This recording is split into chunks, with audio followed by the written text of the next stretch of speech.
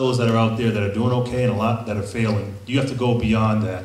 And one of the things I always say to people is that we all should be fortunate that we're sitting here in the United States. I mean, in terms of the capitalist system, no other system in the world has created the wealth that this country has created. So it's all up to you to do it. Know that failure is always an option. It could happen. But if you look at some of the most successful people in the world, they have failed, if you want to call it failing. But really, they didn't fail. Because they got back up and did it again and came back stronger. So I just want to say that, you know, that failure could happen, but as long as you keep working hard, there's always an opportunity that you can become successful. And I don't know any other system in the world that has been as successful with entrepreneurs than the U.S. So thank God that you are here in this room today. It stuck with me. I'm famous for one-liners, incidentally. And he said to me, people don't plan to fail, they fail to plan. Extremely important. I mean, it's just a sound bite, but going back to what I initially said, you've got to surround yourself with some smart people. Undercapitalization, as Clay has alluded to, from my perspective, is probably the largest contributor to companies going under because it hadn't been thought through. I always say to people, think out 3 years. Extremely important that you think out of the box. You know, strategy is an important component in sports and life and certainly in business. And one thing that I think a starting entrepreneur needs to think about, and remember, there are things that are going to happen outside your control. Those external things, weather, economy, wars, technology. And you need to be prepared for that. Now, the thing is, nobody can see the future, correct?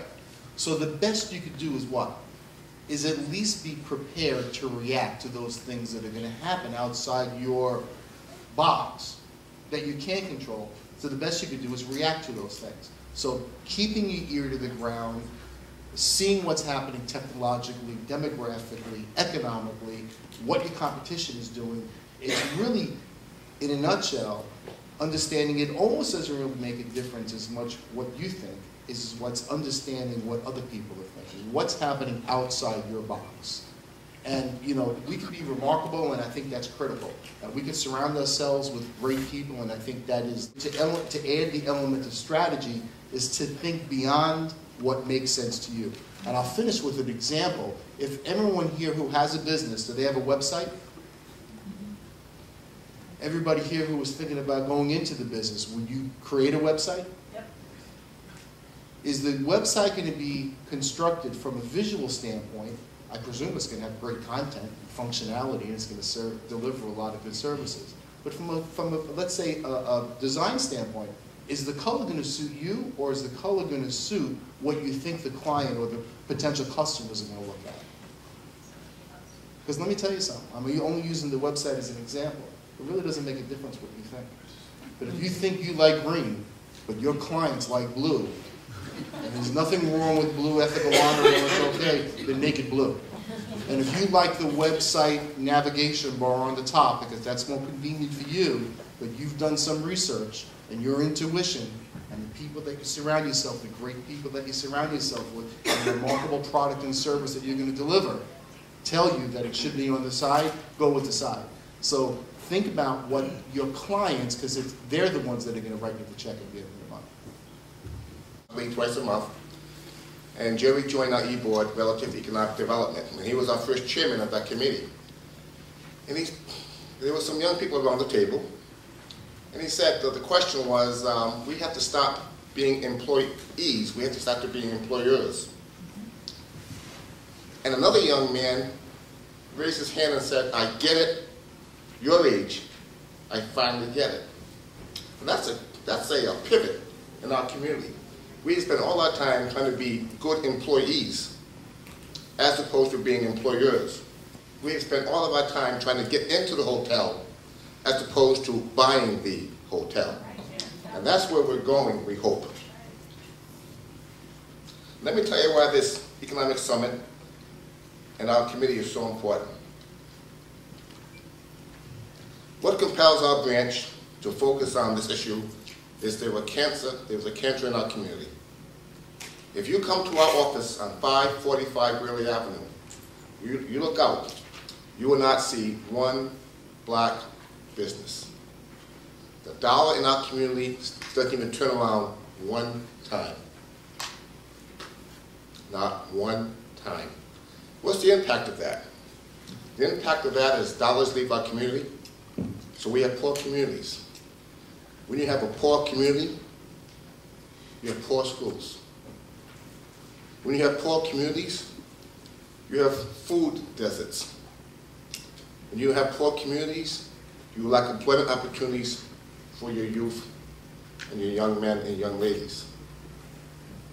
So, the branch itself has embarked upon this, brought the best and the brightest, Ms. Roberta, to the table to lead us forward. And our urban center is no different from other urban centers. A couple of years ago, we were in a city called Detroit. And you would not believe the devastation in Detroit 5 years ago. You can imagine what it is today. And most of that was not black ownership, that was corporate ownership. We owned nothing, there was no stake in the ground. So I'm hoping, as a result of, and this thing hopefully moves down, that we continue to have these kinds of summits relative to how do we control our own communities. We have entrepreneurs, we've always been entrepreneurs. Today is about the tools, but we have to have our young people understand that it's more important nowadays to control your own community and make sure that the dollar in our community turns over 5 or 6 times, and we have to figure out how we measure that. But I am so encouraged by understanding the backdrop from the 40s and 50s where it is illegal to have these discussions. And sometimes we forget the history, so we make comments, not understanding the scars on the backs of your fathers and your grandfathers relative to how we got here. That's why this is a civil rights issue. It's another tool set that we have to have with our young people and others. But we're hoping as a result of this that you understand the work of the NAACP. I'm hoping that you all, that it's not justice for yourself, it's also justice for your child and the next generation. We will always be here trying to make sure that social justice prevails. But it won't happen if we simply look at this in terms of today's program and not understand that the NAACP on Tuesdays, every Thursday, and every other Thursday is working. We do the same thing in health. We do the same thing. What's the other major workshop we have? I didn't hear you. Education. We have 13 vibrant committees. This is one of them. But we need your support broadly to push the envelope. Soon. I don't know about you. I know I'm a business owner, I know I'm an entrepreneur, I know I'm a visionary, but I am not a seamstress and I will be in trouble. I cannot make shoes, I will be in trouble. The point is, you take the international trade and you break it down to a community level, and what you have is collaboration. We need collaboration to survive. One thing that we just said, we all collaborate by default. There's no way we don't collaborate, whether we're collaborating with Asia, Germany, wherever, we all collaborate. We don't have control over that, but what we do have control over is who we collaborate with. It's a choice. Who you collaborate with. Where do you invest your money? Where do you buy your food? Where do you get your books? Where do you get your rentals? Where do you get your insurance? There's a lot of minority-owned businesses in here. And if we talk about you have a choice where you invest your money, my choice personally, and I definitely extend it to you, is to invest in your minority-owned businesses. Invest, well, you know what? Invest in your minority-owned business, but also, if we be raw about it, for lack of a better word right now, invest into the poor communities. Because you have to invest anyway. You might as well put your money where it will make a difference. Walk away, learning something, being empowered, making the steps to become an entrepreneur, to whatever it is that you're focusing on in life, whatever your dream is in life, that you fulfill it. No, it's not easy, but it can be done. So, you know, give yourself a round of applause because you're here to invest in yourself. So I know I was speaking, I know you didn't come here for me. Our keynote speaker of today, you know, Jim pretty much talked about how before Black Enterprise that there was Jet, but now we have this real Black enterprise. And when I was so happy to talk about the keynote speaker, Earl Graves Jr. Irv Reyes Jr. is our keynote speaker, and he is the CEO and president of the internationally distributed Black Enterprise. Give him a hand as he comes.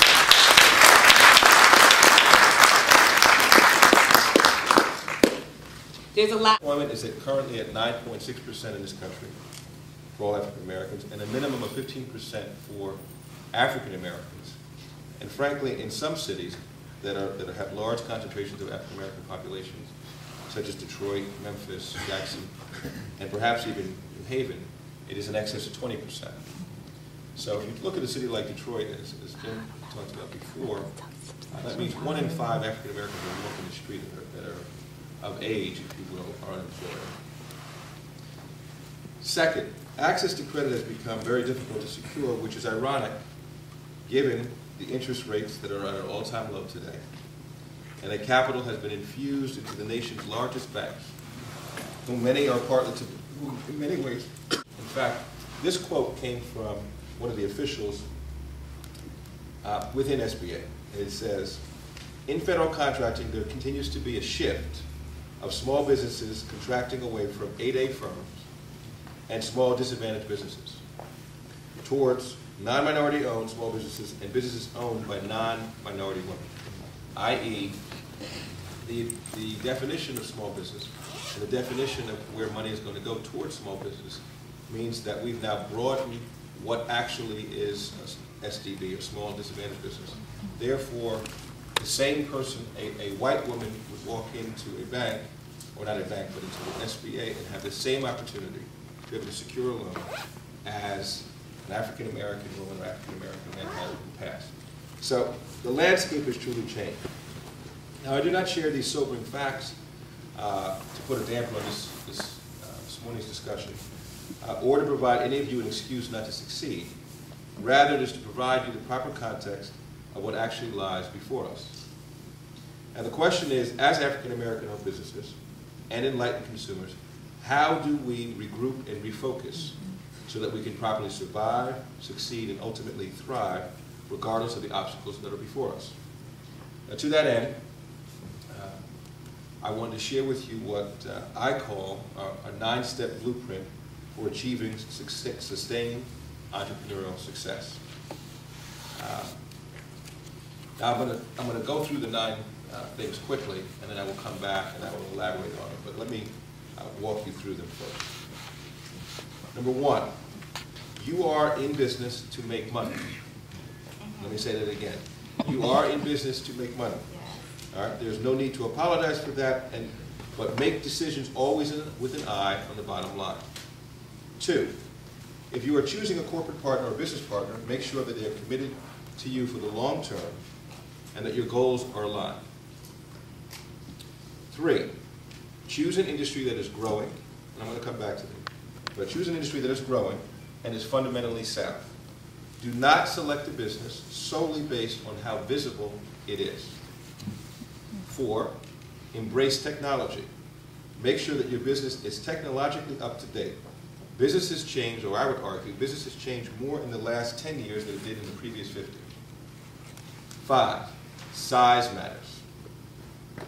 6, hire people that are smarter than you. 7, create a business plan that is continuously reviewed and challenged for relevancy by outside advisors or a board. 8, have a sound exit strategy.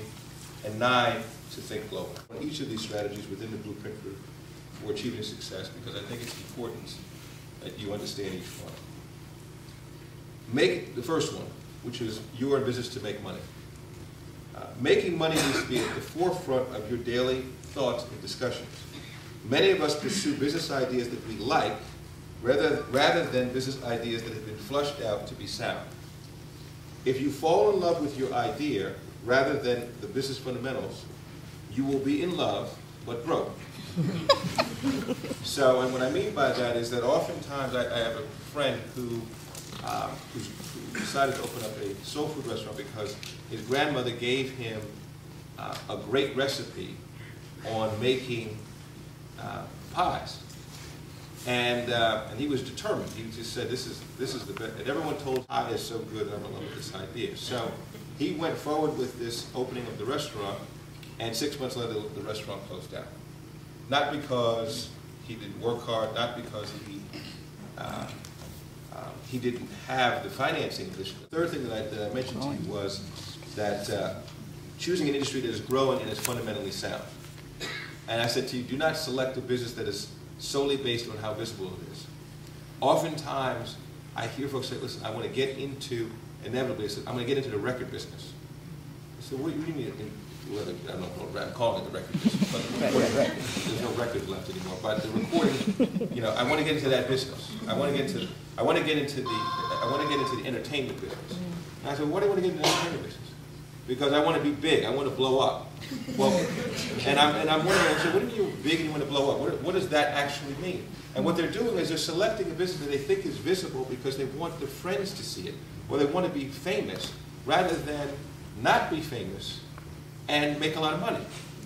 So the question is, are you choosing a business because it's visible, or are you choosing a business based on what's fundamentally sound? I'd rather own the most boring business in the world that solidly makes returns on investment than a business that's very visible that doesn't do that. And I'll use one example I'll cite one thing as an example because he's a good friend of mine. There was a company that's no longer in business a few years back that was called Vanguard Media. Vanguard Media had 4 different magazines. It had Honey, Heart and Soul, what was the one that started with an S? It's escaping me at the moment. But they had 4 different magazines, all very visible, and they went out and attracted $60 million of private equity capital to invest in them going doing this. And they were going to go out and they were going to set the world on fire with this magazine. And I said, you know, magazine business is a tough business. It's a friend of mine, a good friend of mine, said, you might want to just slow your roll just a bit and do one at a time, rather than trying to get 4. But he had the right pedigree and he had the right degrees and he had worked in it before, so he was able to actually raise the money. 4 years later, all 4 magazines went out of business. And they went out of business because he fell in love with the idea rather than did it make sense. And so, and that from a scales perspective, that may seem out of scale with many of the small businesses here today, but it's the same exact principle. What's the fundamentally sound thing to do versus what is most visible?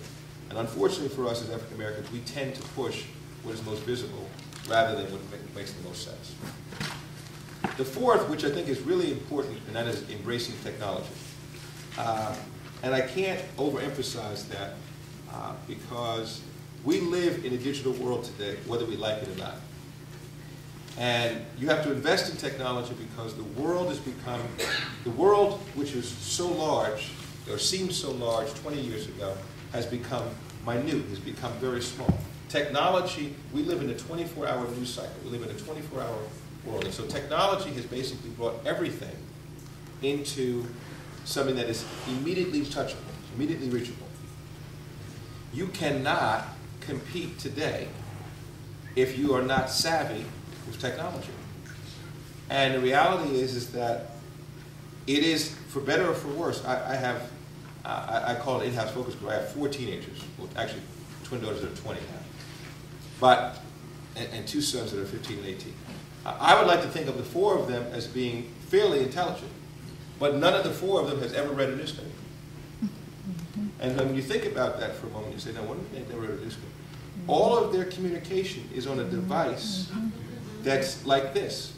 And that's how they don't call, my daughters, you know, bless them, but they don't like to talk to me, so what they do is they just text me all the time. And so, I mean, it's aggravating to me, but the reality is that I may call them, and then they will text me back.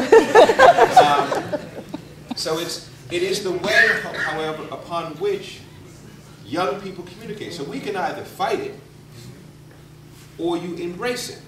Okay? And so what has meant for me is that within Black Enterprise, the company, we've had to invest in technology. Now my father, who is still around, he's not involved in the business as much today, but he used to always say to me, he said, you're the most expensive employee I've ever had. All of your ideas cost. And I said, that's correct. I said, but without those ideas, you would not have a business. Because you would still just have the magazine. Okay? Today, we have Black Enterprise, which is a magazine. but we have 2 television shows. We've got 3 professional development events that we do. We have a very robust digital website. We have the first African-American, now I'm sounding like a commercial, but we have the first African-American iPad app that's available. You can download it on your iPad, called Run for Life. And we have a digital mobile app which is about to come out. Now, none of that would have happened if we not decided to invest in technology.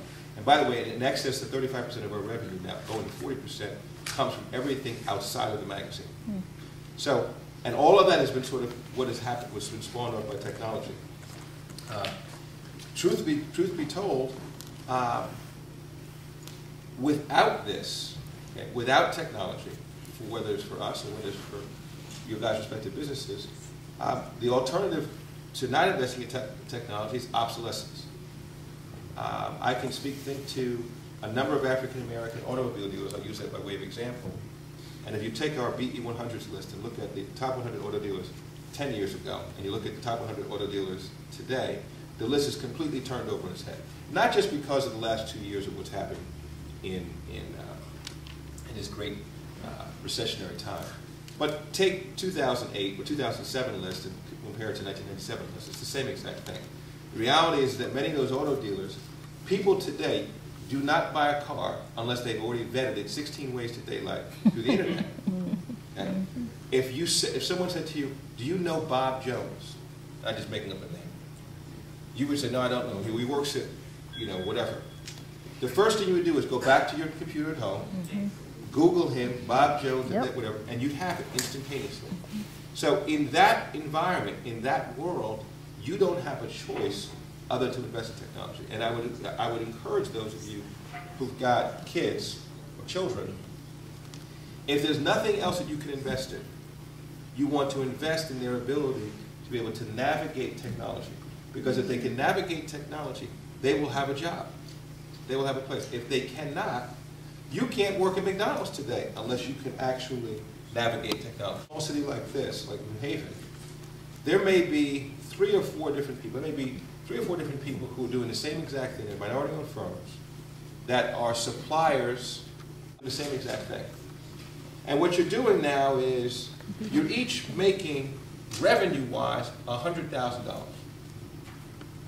You're in, and there's a contract that's sitting here that's a set-aside contract. It's a small contract that's for, how can we get these 4 small companies together and create one larger entity so we can go bid on a $10 million contract rather than screwing around, messing around with a $100,000 contract. But what happens is our ego gets in the way. And, this is not for the African-American women so much, but I would say this in regards to African-American men.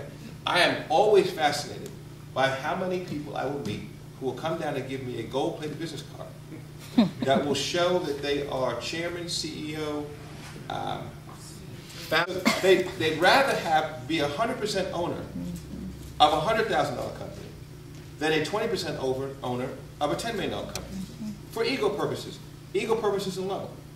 So you have to start asking yourself, what matters most? Is it my business card and I can show off at the clubs, or is it owning something of substance and saying I own a portion of a bigger, thriving business?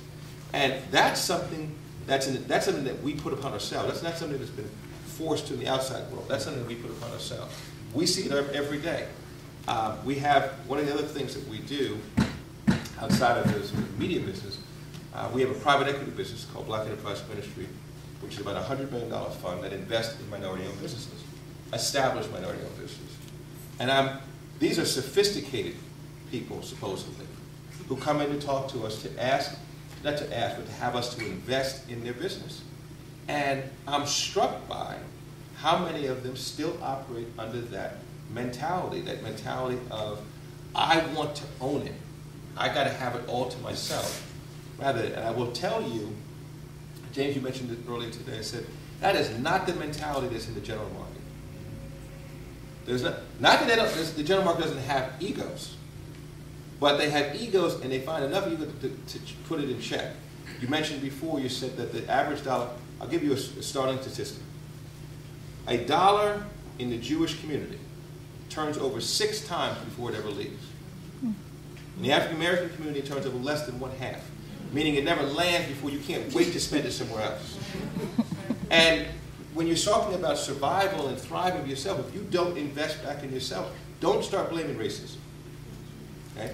Look back at yourself and say, what is it that I have done to reinvest in my own community or reinvest in myself, in ourselves? So size does matter because size creates leverage and access. First, what I did is I went out and hired people smarter than me. And I thought about it, I said, man, that's telling because, now I'm surrounded by, of course, all people who believe that they're brilliant. And no one wants to pretend that someone else might know more than them. I believe in that fully.